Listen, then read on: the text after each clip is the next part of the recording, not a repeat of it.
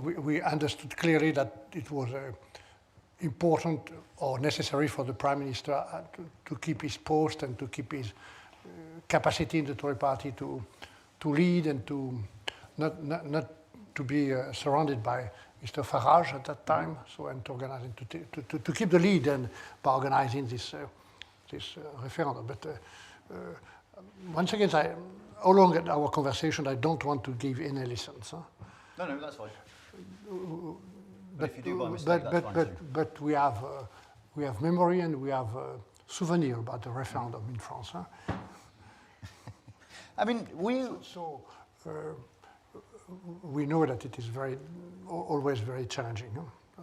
So on your side, I think that everybody knows that there was a risk at that time. Huh? But we trust and we listen to Cameron. And what I can say, I was not in charge at that time. Huh? In 2016, I was just coming back to France. I was a member of the Conseil d'État, and I just have a part-time job on the side of Jean-Claude Juncker for the defense master. I was a special advisor for defense.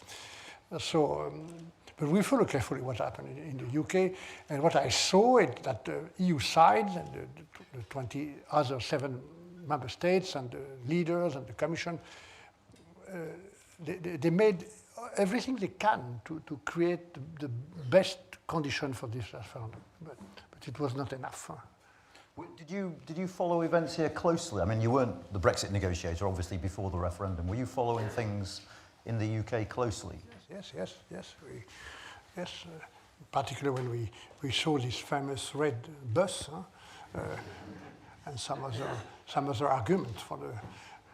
When I met Mr. Farage in my office at his request, and I had no reason to refuse to see Mr. Farage. It was always it has been a very stimulating meeting. Huh? I listened carefully to understand why the Brexit happened, and even as a negotiator, I had always to learn, to understand. So I listened to him very carefully, and I asked him several questions. One of the first questions was, Mr. Farage, this bus. We all remember the bus here. Yes, sure. This bus, the first picture in my book. Huh? This bus, about 350 million pounds you would get back to the NHS. It was not true. Mm-hmm. It was not possible. And his answer was very clear. His answers are always very clear. Huh? I agreed with you, Mr. Barnier. I told to Boris it was not the thing to do. But they did this campaign on this bus, and so I think it was serious. The second question, the last question asked to Mr. Farage, was much more important and much more interesting. The answer was much more interesting. At the end of this meeting, 45 minutes, I asked him, you campaigned for the Brexit, you won, we are going to deliver. Mm-hmm. It was in the middle of the negotiation. And how do you see the future relation between the EU and UK after the Brexit? Mr. Farage, how do you see? And his answer was very immediate. Mr. Barnier, after the Brexit, the EU will no longer exist. No way, huh? No. So Jean-Claude Juncker appoints you in July, and the first thing you do... He asked me the questions. It was during a meeting with Obama, a very interesting meeting with the President of the United States in Warsaw, going for a meeting between EU and US and NATO framework. And I agree immediately. And in fact, I was appointed officially in October, the 1st of October. And the first thing you do is you do an extensive tour of the member states, which you detail in the book. And I was just wondering, surely there were some people in some member states who were uncomfortable about entrusting this negotiation to the Commission. Did you get no pushback from any government saying this is something the member states should be doing? Good question. first of all, it was an extraordinary negotiation, unique. And I hope, and we will do everything for this negotiation remain unique. Number two, I asked day one to Jean-Claude Juncker, he trust me, he asked me to be the negotiator in the name of the Commission, to do everything we could at the time for me to be the negotiator of all the institutions. The unique and single negotiator for everybody. The Commission, the Member States, the Parliament, the European Parliament, which is very important to ratify at the end. So, his answer was a question, how can we do to be sure that you will be, Michel, the unique negotiator? And my answer was, because I have been a member of the Council, I took part a long time ago with Jacques Chirac and Romano Prodi some meetings of the European Council. I used to be, I have been elected also in my country at the European Parliament. My answer was clear, we need to put in place a new process, which is a new for the Commission sometimes, total transparency. And so, Jean-Claude Juncker backed me to practice and to work every day during all the negotiation with a total transparency vis-à-vis the Member States and the Parliament. That means, ladies and gentlemen, that we did something very exceptional. We said everything to everybody on every issue at the same time during 4 years. Everything to everybody on every issue at the same time. Concretely, that means that the European Council, the Council put in place a group of 27 Brexit delegates in Brussels, a very competent person, reporting directly to their ambassador and to their prime minister in each country. And my team, which has been all along this process an exceptional team, 70 persons, 18 nationalities, one of the most competent civil servants in the Commission. My team, my deputy, my two deputies, two women, report to this group every week, at least every week, once per week, saying everything of the negotiation. And after a certain time, the ambassadors, the member state, the head of states, had the proof that I was sincere and that we worked in a total transparency. I did the same with the Parliament, the European Parliament, with a group of coordination coordinated by Guy Verhofstadt at that time, and in the last period by David McAllister. All the groups, all the rapporteurs were permanently informed of the negotiation. And in addition of this transparency in Brussels, I decided to go in each capital one per week, one visit per week, meeting the Prime Minister in his office, meeting the key Minister of Finance and Foreign Affairs, meeting the National Parliament in a public hearing, meeting the business community, meeting the trade unions. I asked personally myself to meet the trade unions in each capital. Okay. So it was a total transparency, no surprise. And to be frank, my line was to prefer this transparency than the leaks all along the process. And the last point, which has been very important, thanks to Jean-Claude Juncker and Donald Tusk, and in the last time to the President of the Commission, Ursula von der Leyen, I have been invited, which has been extraordinary, to take part to each meeting of the European Council. I have been seated during 4 years at the same table as the head of state, the president, the prime minister, and I was the only one not to be member of the European Council, to take part on the side of the president of the Commission to report. So that this invitation created personal trust from the head of states and prime minister and president vis-à-vis the negotiator. Okay, that's really interesting. Sorry for this long, no, but I think it's fascinating.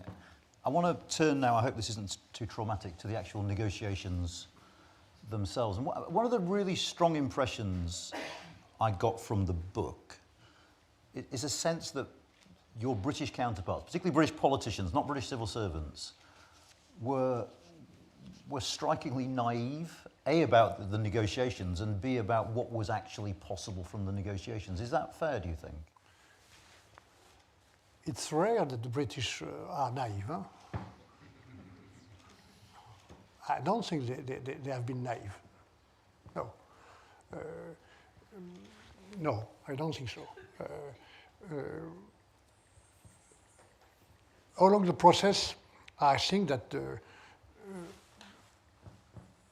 perhaps it's a failure or weaknesses. They did not put on the table, as we did on our side, the totality of the consequences of the Brexit. Mm-hmm.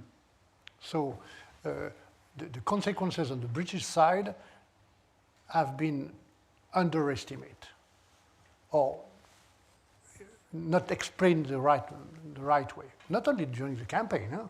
Mm. I look carefully at the campaign of the referendum. I don't remember that you have been informed of, first of all, that leaving the EU does not mean automatically leaving the single market or leaving the custom union. I'm not sure that all the British citizens have been informed that they have the choice to leave everything or to leave partially only the institution of the EU as Norway. Norway is not part of the EU, but Norway is part of the single market. Mm. And if you come back to my first press conference in November 16, just after my nomination, in the press room of the EU, the Commission, I said the exact words. The Brexit will have many, many consequences. Social, legal, economic, financial, technical, political consequences. And we don't want on our side to underestimate. We will tell the truth. And during the first months, before the concrete beginning of the negotiation in June 17, after the general election provoked by Mrs. May. You remember this election, huh? Just about. We had on our side, and the British side also, but I did not know at that time what they used the time for. Huh? On my side, with my team and all the direction, all the experts, we are involved. I have 70% working with me, but we can count on the expertise and the competence of all the directions. Huh? Jean-Claude Juncker gave me direct authority on the Director General, and I use this expertise to put on the table all the consequences. And we worked 6 months at least to put on the table. And we were ready to say to the Brits, look, that are the consequences of leaving the EU, custom union, or the single market. Huh? It took some time for the Brits to understand. I remember I had always a good relation with David Davis because we knew each other for many years before when we were, both of us, the European minister in UK and France in 94, 95. But for instance, when we came for the first time for this famous dinner with Jean-Claude Juncker and Theresa May in 10 Downing Street, a few days before, David Davis explained in the newspaper. It was always stimulating to read the newspaper in UK. Huh? Even your some of the newspaper. He explained that it was not an obligation for the European agency to leave London. London was the social headquarters of 2 agencies, very important agencies, the Medicine Agency and the Banking Agency. I've created a few years before as a Commissioner for Financial Services. and sitting in. It was, ladies and gentlemen, it was an obligation for these two agencies to be situated in a member state.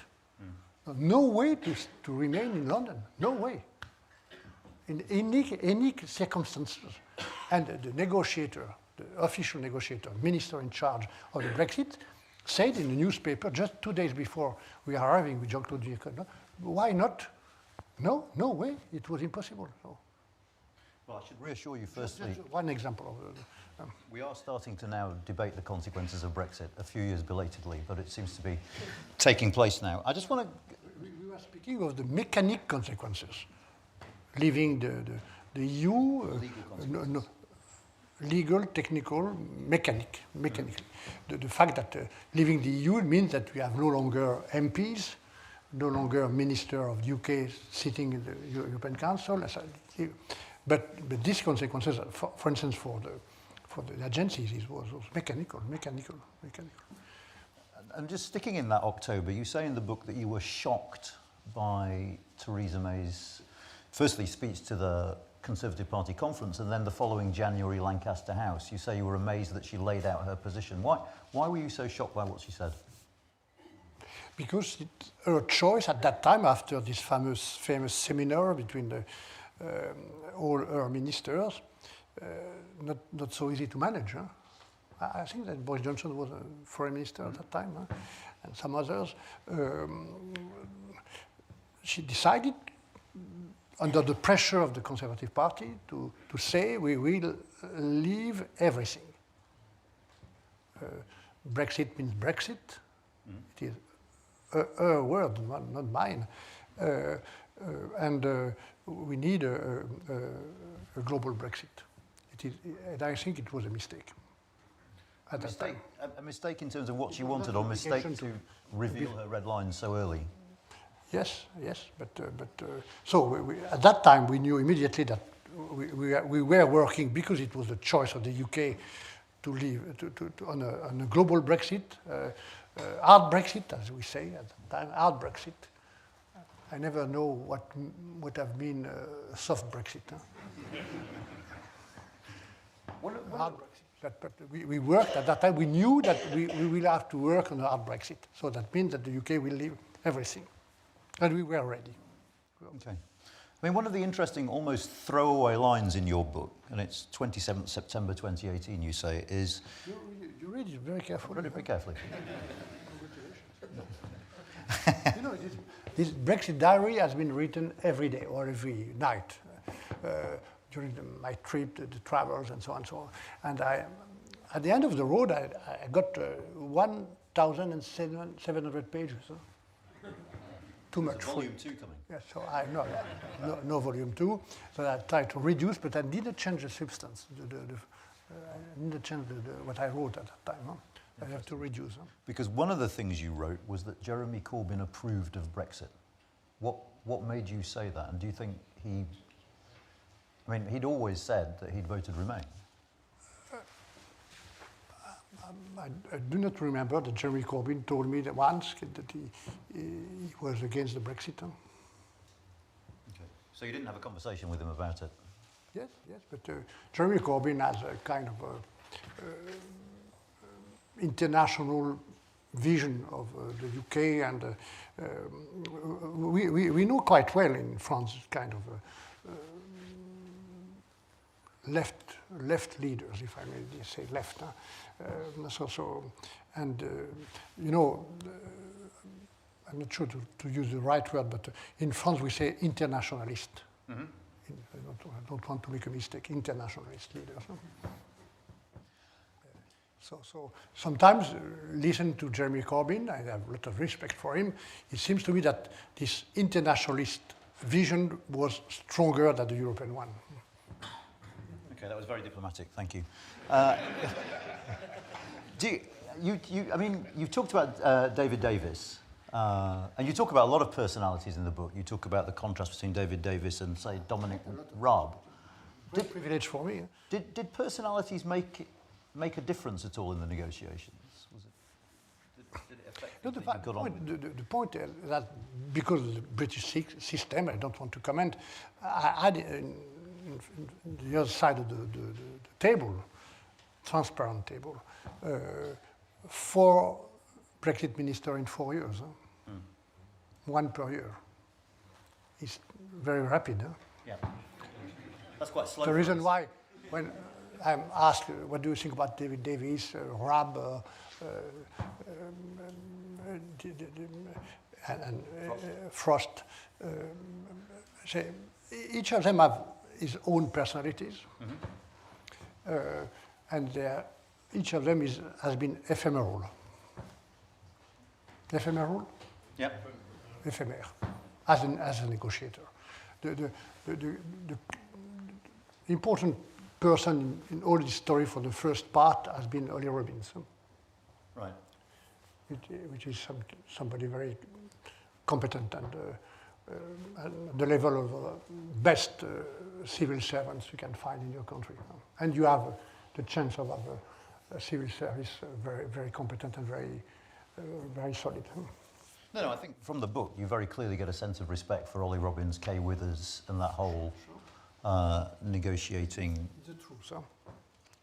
So, one of the things I'm quite keen to talk about is when you're arriving at a deal with Theresa May, so post-checkers, when you get the sort of draft of the withdrawal agreement, one of the... draft? Draft. Yeah. Draft. One of the criticisms that's sometimes made of the European Union is that the reception of Theresa May, particularly at the Salzburg summit, undermined her at home. Do you regret how that summit played out? Because you have a very stormy dinner, you have Donald Tusk taking to Instagram to talk about cakes and cherries, and you have a furious backlash from the press. I was sorry for this impression of this summit of Salzburg, because it was not the will of the leaders to have this kind of sentiment.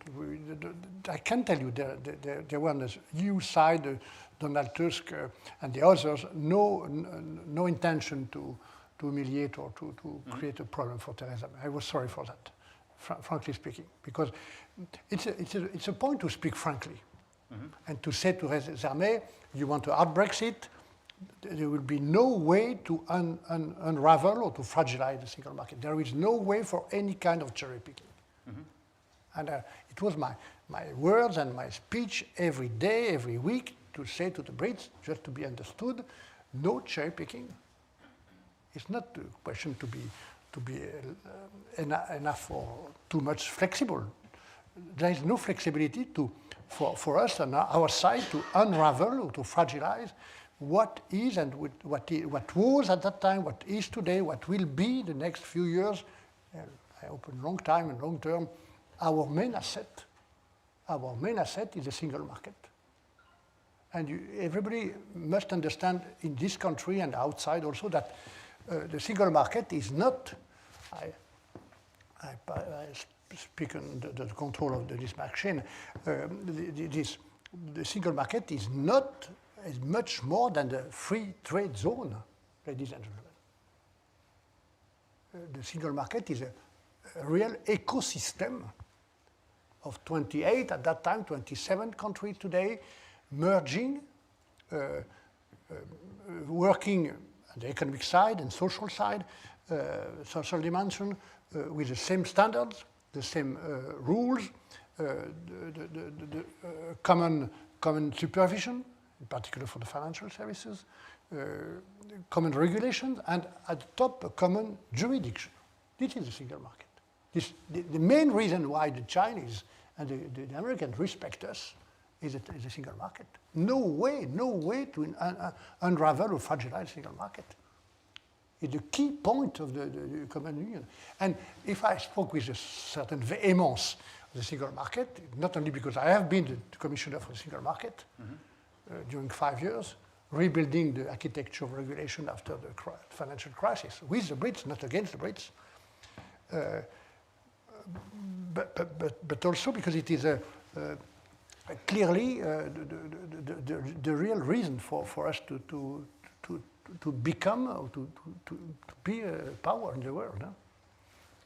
We'll come back to the single market in a minute. So if I may add, because during 45 years, your country, the diplomats, the ministers, the MPs, and your country has a great tradition of efficiency or influence, built this single market with us. You have had all along this road, 45 years, since 1973, a huge degree in influence. Mm-hmm. I can tell you, I have been the Commissioner on the Single Market. I have worked once again, to rebuild the architecture for the protection of the consumers and more morality, transparency in the financial services. I have proposed it during 5 years from 2010 until 2014 as a Commissioner, Vice President of the Commission. I have proposed 41 regulations to rebuild transparency, more ethic or moral in the financial services. Each product, each sector, each actor has been regulated. It was a roadmap of the G20, I remember. After the crisis, this crisis destroyed several million of jobs. Huh? The irresponsibility of some bankers. So we put in place in the architecture. And I've negotiated with the Council, the Minister of Finance, Osborne, among them, the European Parliament, with the support of the European Parliament. I've negotiated 41 regulations. And I get the support of the British government on 39 of these regulations, except the short selling and the regulation of bonuses. So, but we get support, we work with the UK for the main part of this regulation. So your country has always been, has always have a huge degree of influence in the system. The reason why I did not yet understand why you leave. Well, we can talk about that later. But just, I mean, going back to Salzburg, its aftermath, the deal, May's attempt to sell the deal, did you have a discussion in Brussels about the need to help her? I mean, did you have a discussion about the fact that either May succeeded or someone who was even more hardline on Brexit would succeed her? Yes. Obviously, we tried always, because we had a good relation with Theresa May. Theresa May is a woman working always with a great degree of dignity, huh? and in a certain sense, a political courage, looking at who were around her, huh? Sometimes behind her. Huh?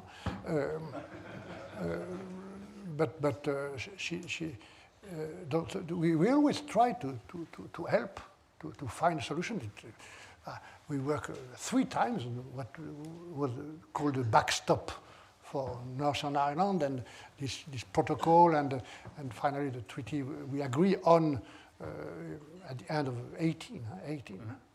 But after, she signed, she agreed, no surprise, and she tried to get the support of the House of Commons, and she failed 3 times. Huh? Can you remember once you'd finalised the deal, how confident you were that she'd be able to get it through?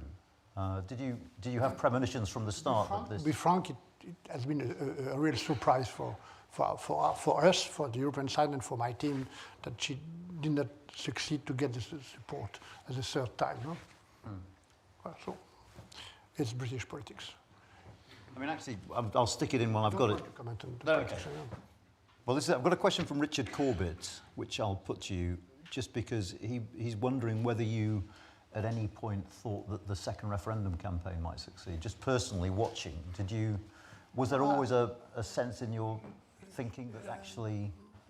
Now I'm free, and I always try to tell what I think and to tell the truth, and that's why I'm more than ever free to say what I think. I listened to this campaign, I listened to some leaders working, and Tony Blair and some others for a second referendum, but I never think that it could happen. You didn't think it would? No. Okay. So we were ready to work for the Brexit. And for the Brexit has been a sovereign decision of the majority of the British citizens. Everybody in Europe have regretted, so perhaps Mrs. Le Pen and some others. and we have accepted the Brexit, and we have decided to deliver the Brexit in the best way for both sides and for the European side, obviously. So, we'll get to Boris Johnson in a... always clear for me that we were on the road to deliver a Brexit treaty, even if we have some regret. Right. Now, just on this thing, I mean, would you accept the character... It's not a good point to make politics with regret or nostalgia, huh? No, all right. Would you accept a characterisation of the current Northern Ireland Protocol, that it places Northern Ireland essentially inside the single market for goods? Yes. If that's the case, how can you simultaneously argue that the four freedoms are indivisible? The case of Northern Ireland is totally extraordinary, exceptional. So we worked for the very day one to find exceptional solutions. It's my answer to the question. I had always along this road three priorities in my head, and I wrote this point at the end of the book. Number one, protecting the single market. This was my mandate. I don't come back. Number two, the peace in Ireland, in Northern Ireland. Number three, to be able to create the best framework for the future relations. Thinking about the sentence of Mrs. Angela Merkel, who said once, the future of Europe, the future of the continent of Europe, and you are still, and probably you will stay in Europe. It's Johnson says that. We leave the EU, we don't leave the Europe. Okay. This future of the continent is much more important than the Brexit. So it was my third priority.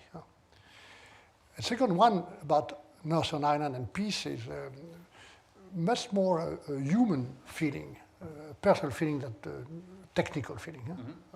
And I will never forget the moment where I was in Dungannon, south of Derry, Londonderry, the Northern Ireland territory, where I met a group of women working on social issue, insertion, professional,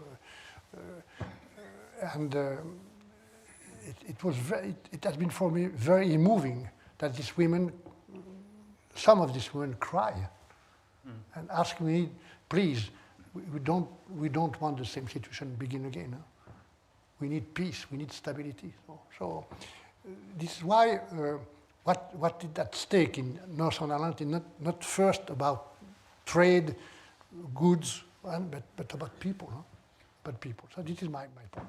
And I always try to, number two, to work on this issue without any kind of ideology. What creates problem in Northern Ireland is the Brexit. Nothing else. Nothing else. The fact that the part of the United Kingdom, the northern part of Ireland, leave the same market. Why? Because in that case, we need to find somewhere where we have control and checks on the goods and animals and vegetables entering the single market. Everywhere, ladies and gentlemen. Northern Finland, south of Greece, south of Portugal, France, we have this obligation to control vegetable, animals, goods entering in the EU for three reasons. The security of citizens and consumers. Number two, the level playing field for the business, fighting against counterfeiting. Number three, the budget. Many of these products entering from China or some other pay taxes. So we need, for the budget, national budget and European budget, so we need to control. And if we cannot control for objective reason, no hard border in Ireland. It's one of the conditions of the peace, no hard border. Everybody agree, we need to control somewhere. Okay, but let me just give an example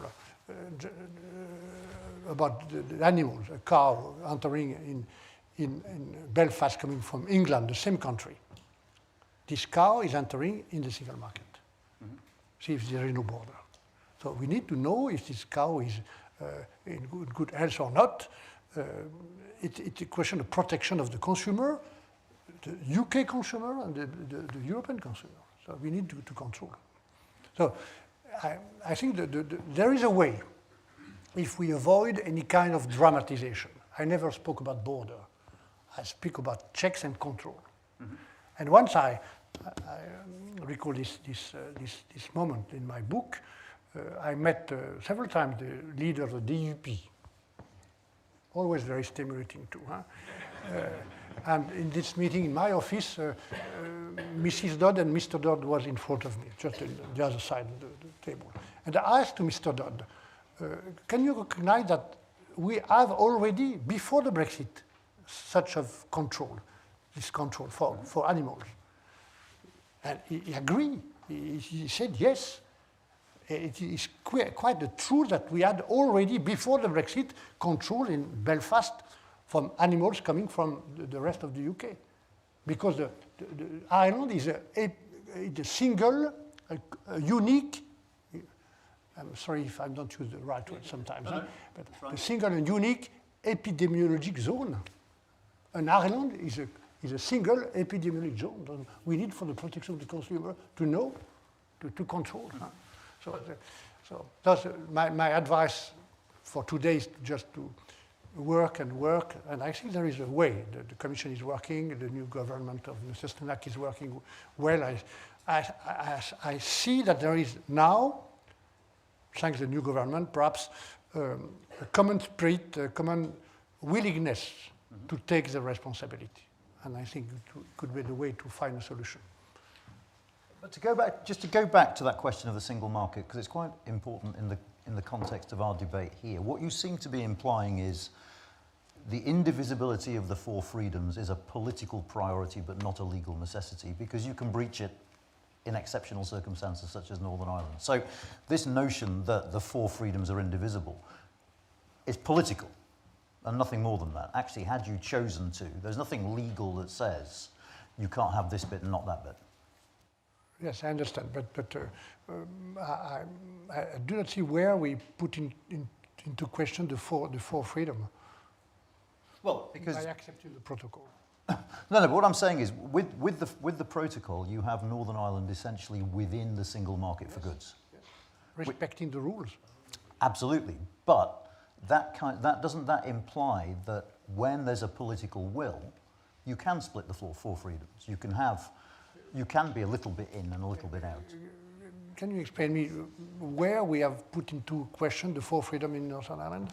Well, because Northern Ireland is in a part of the single market, but not entirely in the single market, which implies that, for goods you can be inside, but for other things you might be outside. But there is a freedom of movement in Northern Ireland. Absolutely. The key point of the Good Friday Belfast Agreement. So no question to put at risk the disagreement of the Good Friday Agreement. Also, but I don't see the risk. I don't see the problem. Huh? Well, I mean, I suppose the question is. Yes, why not else? Where somewhere else? Well, why couldn't you show that sort of flexibility to the UK as a whole? I mean, one of the interesting things in your book is that you say you will never be a third country like any other. And yet I think the complaint from some people on the British side is you precisely treated the UK as a third country like any other, whereas... You remember that during the campaign, the referendum campaign thereafter, the key point for the UK side, the UK Brexiters, the Conservative Party, was to put into question the freedom of movement. Huh? Mm-hmm. It was impossible to accept this point for the EU side, for the 27. Okay. The four freedoms are indivisible. Okay. And the key of what I described and what I call the single market. The single market is not only an economic and financial zone. It is ecosystem, social and economic ecosystem. Okay. You say some interesting things about Boris Johnson when he was Foreign Secretary. You say he treated the negotiations from a purely domestic point of view. You say he made so many blunders and that he wasn't particularly well regarded in a number of EU capitals. So if it's not indiscreet, how did you feel when he became Prime Minister?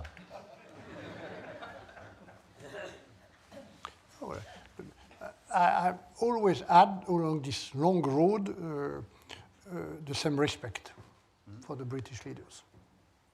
No way. He was the Prime Minister. It was a UK choice. So perhaps the totality of the UK people, but it was the UK politics to choose Mr. Johnson, and we decided to work with respect with him.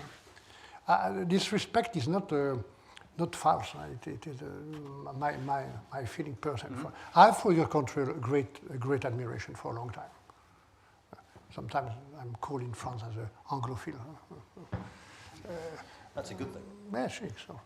In English, perhaps. In England, perhaps. In UK, perhaps. Sometimes in France too. But I will not change. I have a great respect for your country, for some of your leaders in the past, in particular Winston Churchill. As a French politician, I will never forget what you did for us. Mm-hmm. I had a great admiration for the Queen, and so no problem, and for the British culture, and so. And I've decided for the very beginning of the negotiation to play with respect this negotiation. No emotion, no passion, and respect.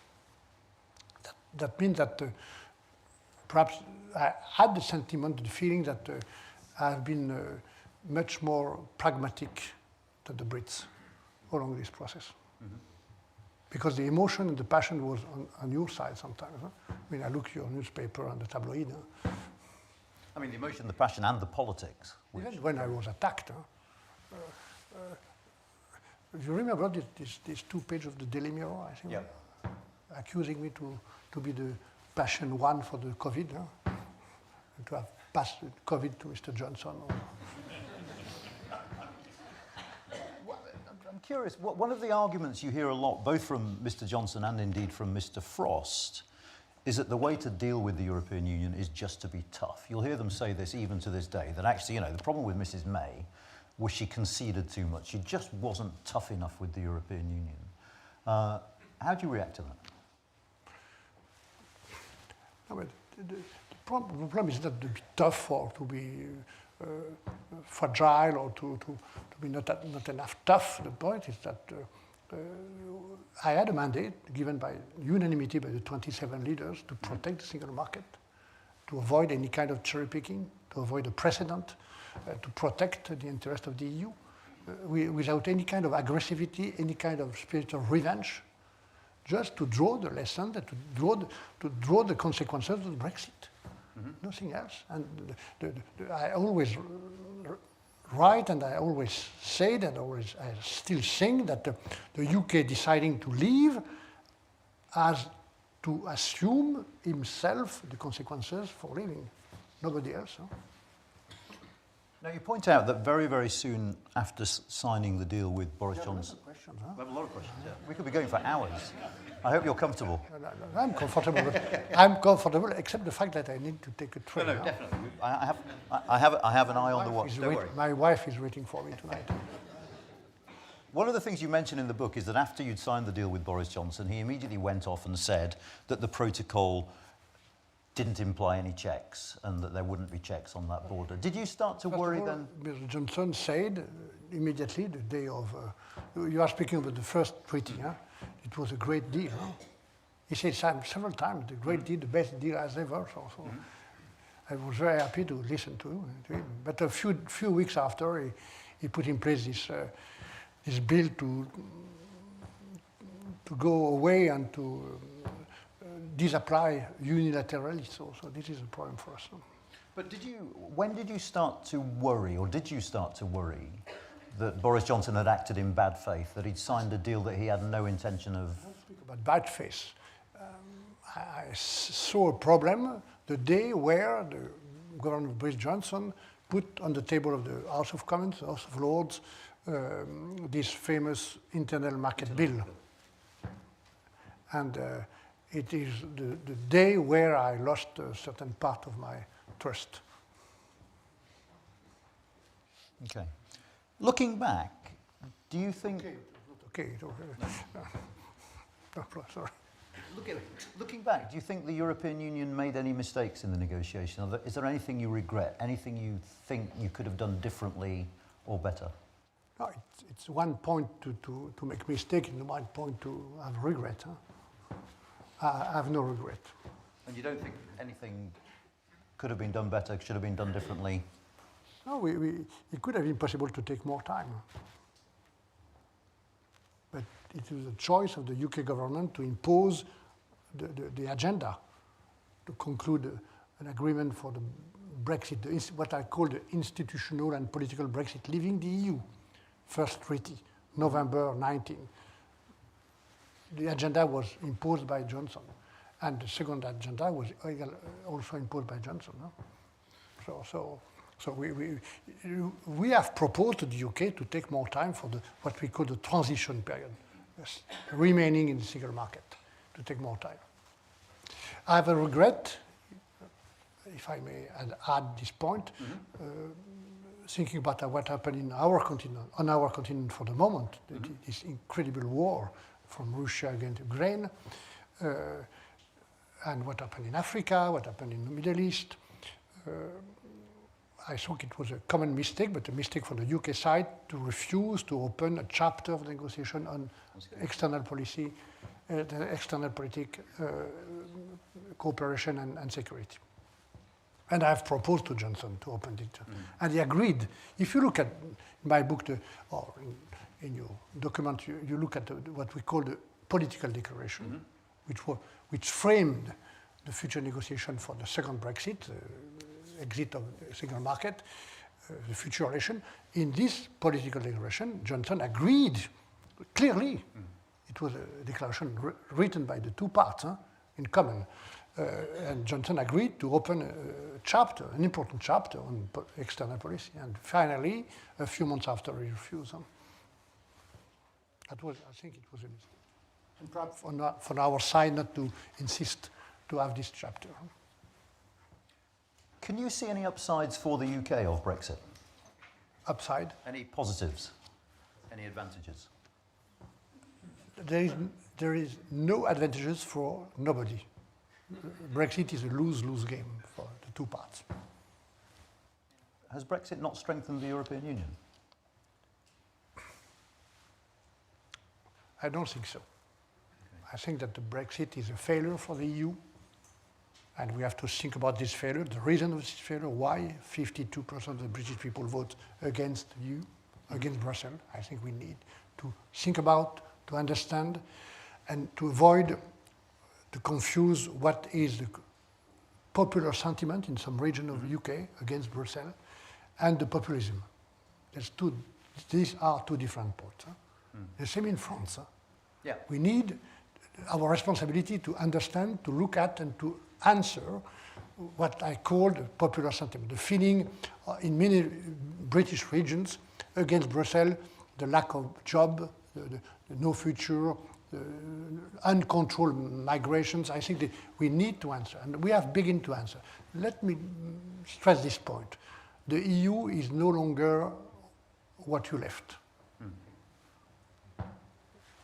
It's for you to take the consequences of what I said, but the EU is changing. Yeah. And changing strongly. We are less naive in our trade relations. We have put in place a new control for the border with 10,000 new posts to control the border, to help the country on the south. We have decided this for the very first time in 60 years to borrow together. And not to borrow a small amount, to borrow 750 billion euros linked to the COVID crisis, to invest together. I'm a liberal. I'm not an ultra-liberal, by difference from some British leaders. I'm a liberal, and I do not think that the right protection for our economy is a protectionism. I think the first and the right protection is to borrow together for investing together in the future. And what we did 2 years ago with this renewed plan of 750 billion euros. This is the proof that we are changing and we are addressing the concerns of the citizens to prove that being together has an added value. I think it was a lack of understanding of this point in many regions, and it was the truth. Plus, the mistakes we did in the past. You spoke about mistakes. You made in the past many mistakes. Huh? Too much bureaucracy, too many bureaucrats, and also the excess, too much ultraliberalism, too much deregulation. Huh? So we have to draw the lesson, and we are beginning to draw the lessons.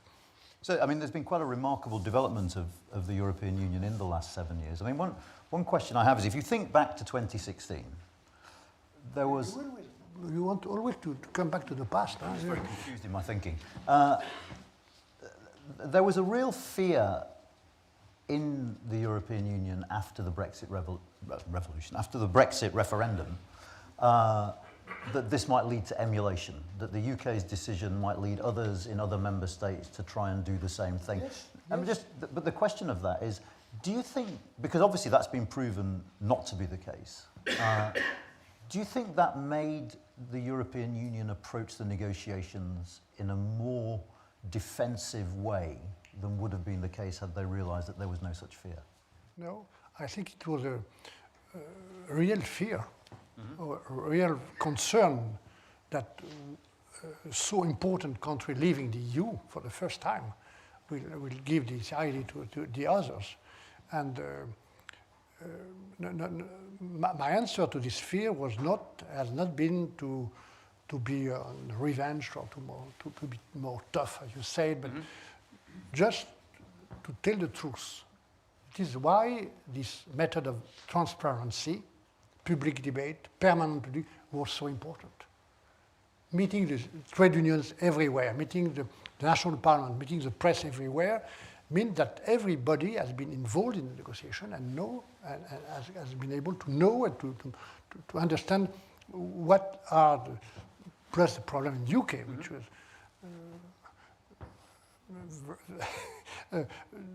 to know what are the consequences to it. The reason why in my country, for instance, Mrs. Le Pen no longer say that she wants to leave the EU, to leave the single currency. But one point is important. If you look at the first chapter of my book, it's called A Warning. Yeah? Warning for us, perhaps for you, but warning for us. That means that we need to be careful and to be very careful. But what seems to be sometimes improbable, and which happened. For instance, the election with Le Pen in France is, for the moment, improbable. It could happen. And the Brexit was improbable, even for some Brexiters leading the campaign, and it happened. So we need to know why, how, and to act in consequences. I mean, you do say that the referendum was a wake-up call, but you've implied that it's a wake-up call that the EU has responded to. And actually, do you think the EU has learned the lessons? Yes, I think so. We have begun to learn the lessons. It's at the end, and we need to continue, because making the proof of the necessity and the utility and to be together. It's a daily, permanent work. Huh? We need to make the proof every day, and for the new generations, and to speak in permanent. The EU cannot work without democracy. The EU cannot progress without a permanent public and citizens' debate. Huh? I think so. Now, someone who comes out of the book rather well is Keir Starmer. And you say you were very impressed by his ability to grasp detail. You even say, I think, at one point that you looked at him and you thought he was someone who would become Prime Minister one day. I wrote this sentence 2 years ago, and I think this point 4 years ago. Huh? Okay, so it's not like Dominic Cummings' blog that you've... It's not new. It's not new. Okay, all right. And I don't want why today, here in London, I will say the contrary. The question is Mr. Starmer in the capacity, has he the capacity to be Prime Minister? My feeling at that time, meeting Starmer several times with his previous leader and sometimes alone, but he's not the only one. Huh?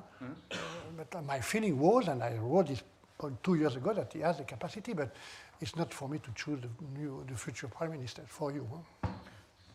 But let me just go through some of the things that Labour... So Labour seems to be hinting that if they form the next government, they want a closer relationship with the European Union than we have now. And some of the things they're talking about are sectoral deals, equivalence of certification systems, possibly recognition of professional qualifications. What's interesting about that is they are all things that you discuss in your book in the context of Theresa May and reject as cherry-picking. Do you think there's a danger that Labour are going to fall into the same trap as Theresa May did and just try and get... No, but I don't know who will be the prime minister. We have today a solid and competent prime minister, Mr. Sunak, and we are working. You is ready to work, as I told you, for the Northern Ireland issue and for the others. I think it must be, it would be a common interest as urgently as possible to build this new partnership between the UK and the EU. Going beyond the trade and cooperation agreement, do you mean, or? To base our action on this treaty, which is good, not only because I negotiated, because it is good, it's only what possible. It can be completed, it can be improved. For instance, and I can take a concrete example. If we solve the issue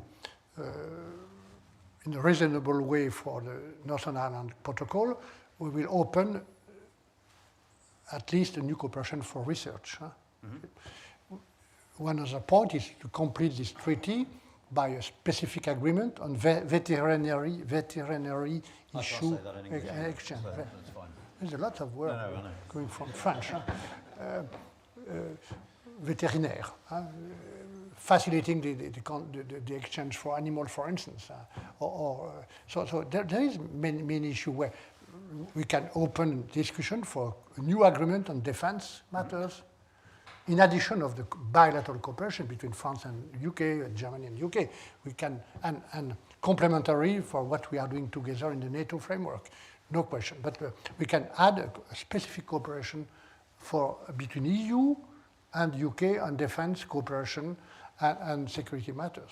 So there is many fields where we can improve and build this kind of new partnership. So is your sense that over the next 20 years, that the relationship between the UK and the EU will become closer? Yes. The reason why I regret that you are outside, but now we take in fact. You know, be careful one point, ladies and gentlemen. I'm very pleased. I'm in UK for last 5 years, 5 days, and I met many journalists and many people, and I'm very, very impressed by the fact that the Brexit is on the headlines of your newspaper. It is not the case in Europe. In Europe, the Brexit issues are 11, 12 priority. We have many other priorities. So. For us, the Brexit is in the past.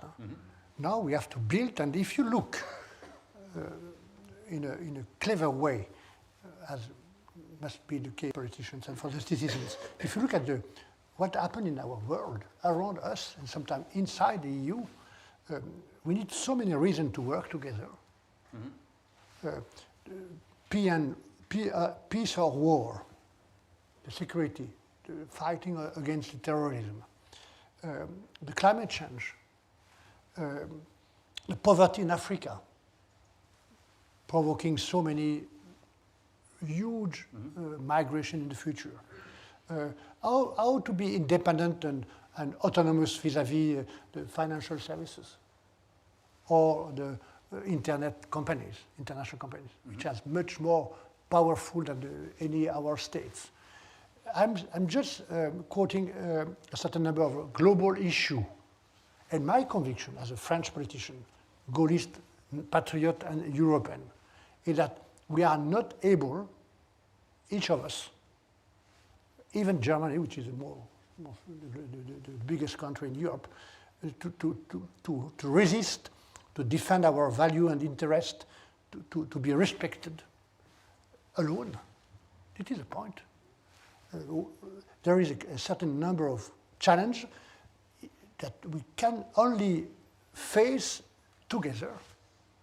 Even if your country is now outside of the EU, we must cooperate to resist and to exist. Because it is my point. We are not obliged to follow me and to agree with me. But what I told you is my conviction. I expressed the same conviction in France for the last, and I will continue. Huh? Which raises my final question. Which, I mean, it's a hard question, and there's no easy answer. Do you think the negotiations would have played out differently if they'd been held against the backdrop of the war in Ukraine? No. Not at all. You don't think member states? Well, no. I don't. I've heard this question, but I don't understand why you ask me this question, because it's could be a good exercise for a journalist or for a competent teacher, competent professor to rewrite the past. To rewrite this. A competent professor. Yeah, you are a competent. You are a competent professor to rewrite the history. Sometimes it's losing the time to rewrite. We have to have memory, to have souvenir, to get the lesson in mind, but to look at the future. What could be a little bit different in the current context is we will have the same negotiation on the single market, because it's the main point of the EU. But I think that the current situation with the war could convince the Prime Minister of the UK and the leader of the EU to negotiate on a political agreement and operational agreement on defense and security matters, which is not the case. Or the EU to be a little bit more generous on Galileo, maybe? Yes. Generous, I don't know what to mean generous. You have both sides to be generous.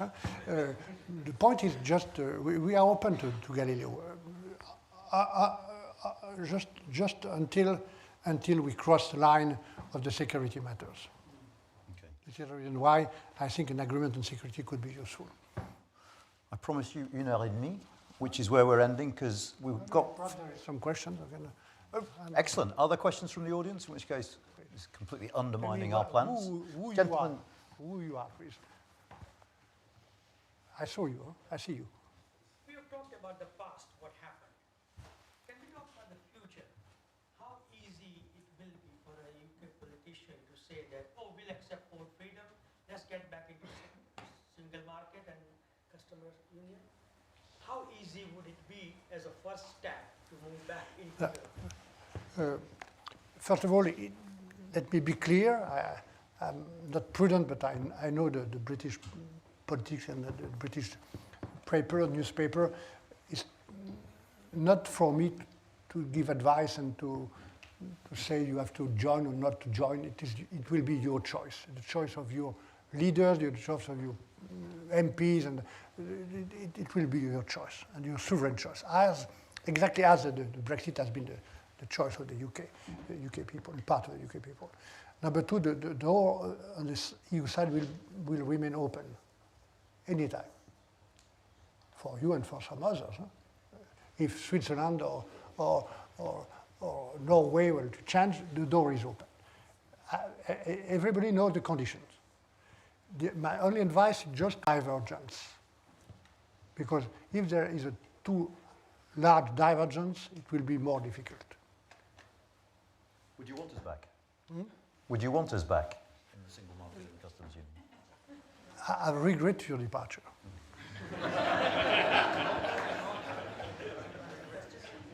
A quick one here, Mr. Barnier. Lisa O'Carroll from The Guardian.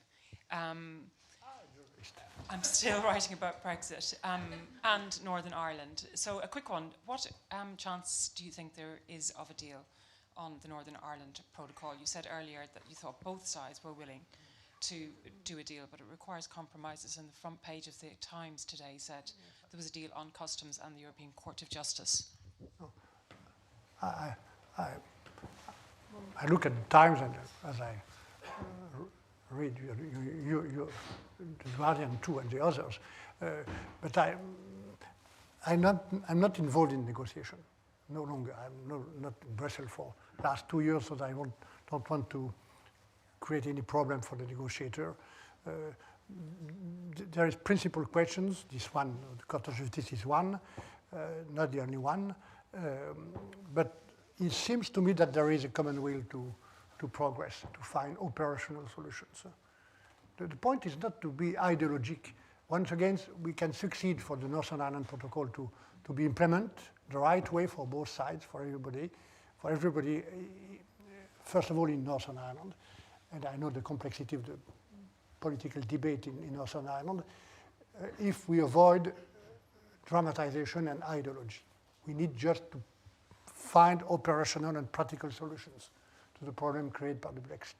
And for us, on our side, there is the issue of the peace and also the issue of the credibility of the checks and control to protect the single market.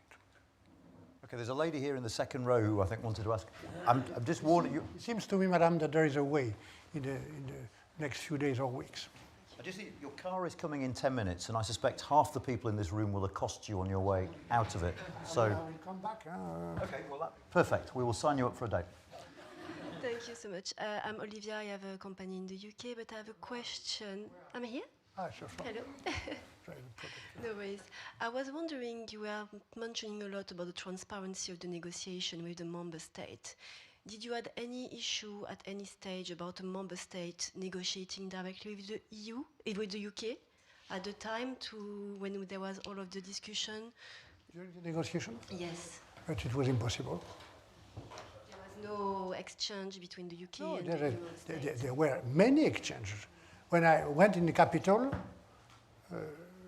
Berlin or Tallinn or something, there was always a British minister leaving and a British minister arriving. Yeah?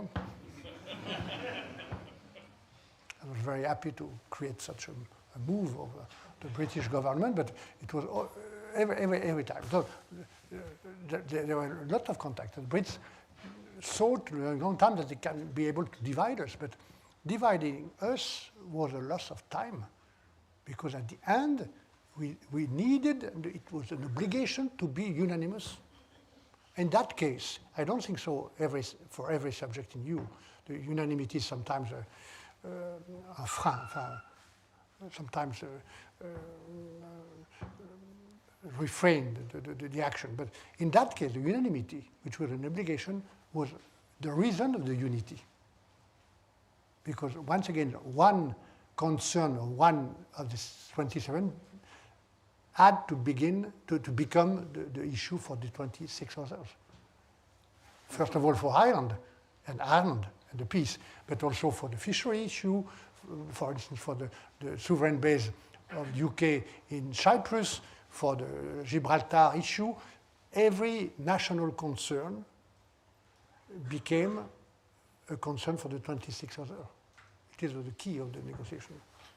There's a gentleman, I think this is going to have to be the last one, but Michel has guaranteed that he's going to come back and do this again. Yeah, on camera. Not next week, huh? No, week after. Paul Alexander, Centre for Strategic Negotiations.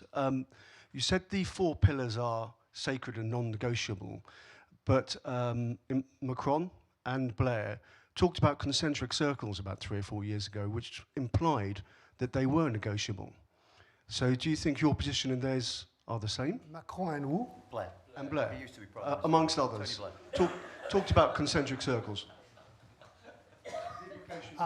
To be frank, I don't know the private and personal conversation between Emmanuel Macron and Tony Blair, but what I know, what I saw, that Emmanuel Macron was the president of France for that quasi-totality of the negotiation and support the line, decided unanimously by the 27 to protect the 4 freedom. So this is my point. He said it publicly, concentric circles. He talked about it as a solution for Britain to still be within the European Union, but with compromising the 4 pillars. But it's not enough. Let me be frank that one of the leaders, French President and some others, say or think one point. We need, in that case, to agree with the 27 leaders. And I can tell you that in some part of the EU, east part, for instance, there is a total priority on to protect the freedom of movement. Huh? I'm old enough to remember Edouard Balladur talking about concentric circles way back when in the 1990s. But we are, I have been the minister. Balladur trust me for the very first time as an environment minister in my country. And at that time I was the environment minister at the same time that Angela Merkel in Germany. So I know I have lots of respect for Edouard Balladur, but we are in kind of a concentric circle. The first one is the Eurozone. Yeah, the second single market. The second one is single market. And Macron is right when he proposing to create a kind of a political community with UK, with some others, to have a political dialogue, permanent and structural dialogue for peace, stability, and some other issue, in a broader dimension. I think we are really in kind of concentric. Okay, look, I'm getting the look from Michel Barnier's team now about the taxis. So, Michel, thank you so much for doing this. If you have a kind of situation, because I'm obliged to leave, read my book. Let me give you a little gift. Thank you so much.